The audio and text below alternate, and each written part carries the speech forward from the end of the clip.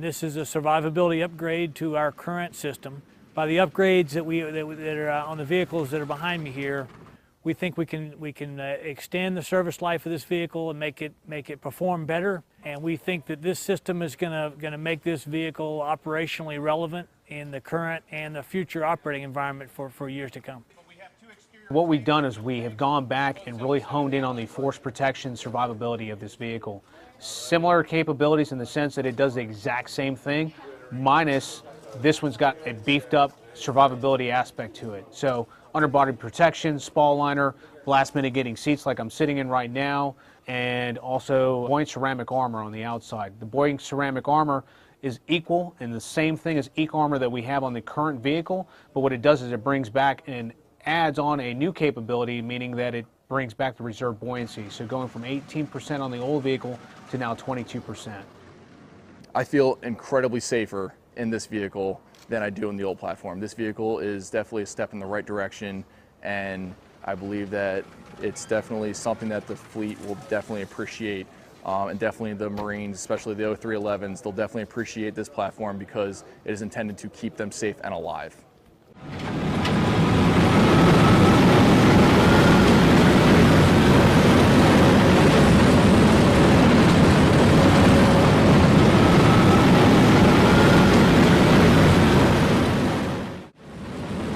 I'm Major Paul Rivera, I'm the AAV Survivability Upgrade Project Team Lead.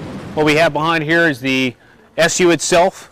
What I'll focus in on here is we have the force protection upgrade, which is the foundation of this actual platform. So what we've done is we've actually replaced the EEC armor and brought out buoyant ceramic armor that serves two purposes. One, to bring back that reserve buoyancy to include the same armor protection that the current AAV Ram RS has right now. Underneath underneath the body of the vehicle, we've got about a 2.25 inch ballistic armor panel that's been put up underneath it.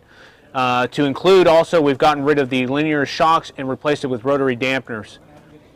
To the rear of the vehicle, we've replaced out the old legacy water jets. The cover's actually closed right now, but you've got in here a new water jet. It's projected to push out more than what we currently are pushing in the water right now, and that's anywhere from 5 to 6 knots with the legacy platform to be greater, anywhere from 7 knots in the water. Transitioning inside the vehicle right now, once again, like I said, is the survivability upgrade program is focused on force protection. We do that by a couple of different ways. One, we've got the belly armor that's on the exterior of the vehicle. Interior, we've got aluminum armor that's been put on the inside, which is retained on the inside of the walls to the side parts of the walls as well, to include a 360 degree spall liner. To finally focus on that upgrade for force protection, we've got blast mitigating seats. These blast mitigating seats, what they focus on is getting the Marines' feet off the actual blast. So by doing so, we've got footrest designed to keep the Marines' feet off, and sailors, to include a 5-point harness. And this seat actually, in an actual event, strokes anywhere from 0 to actually up to 4 inches of stroke. What that does is it doesn't allow the Marine to necessarily survive. It actually increases that ability to survive and be able to walk away with those lower extremity injuries. So they're not taking those. To include also a headrest. The seats, the unique thing about these seats is they actually serve as a secondary function.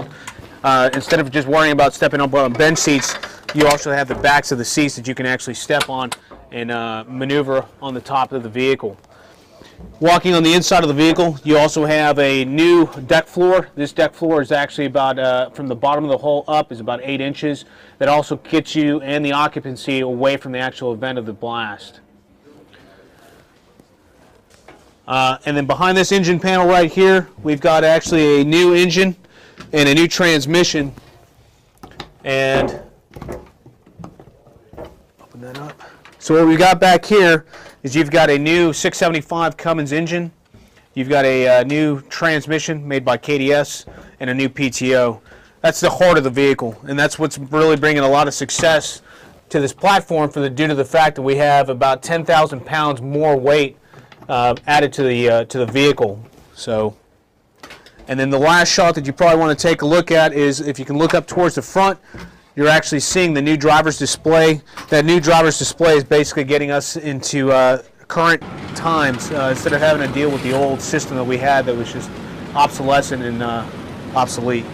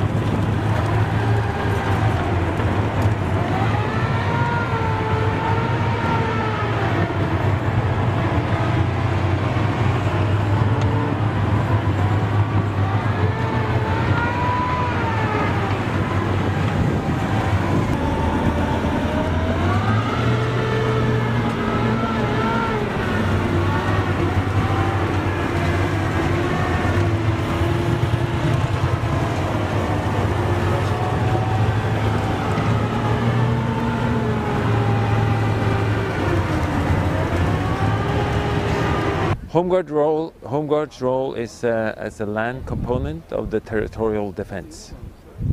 Home Guard 12, it covers the two counties of North and South Trøndelag and has the responsibility to put up forces to keep in interaction with the civilian authorities and support the civilian society in time of crisis, much like your own National Guard. Home Guard 12's main task is to secure the caves and the storage facilities where the Marine Corps has its pre-positioned equipment. So that's our main purpose in this part of Norway. So we are very familiar with working with the Marines and with the support agencies that are supporting the caves and the storage. My impression is that the relationship is very good. First of all, we have a cultural bond towards the US through a history of immigration and interaction. Most of the Marines will find, or many of the Marines will find relatives in these areas, and working together is not a problem at all. This, for us, is a demonstration on the Norwegian defense policy in practical, small scale, of course.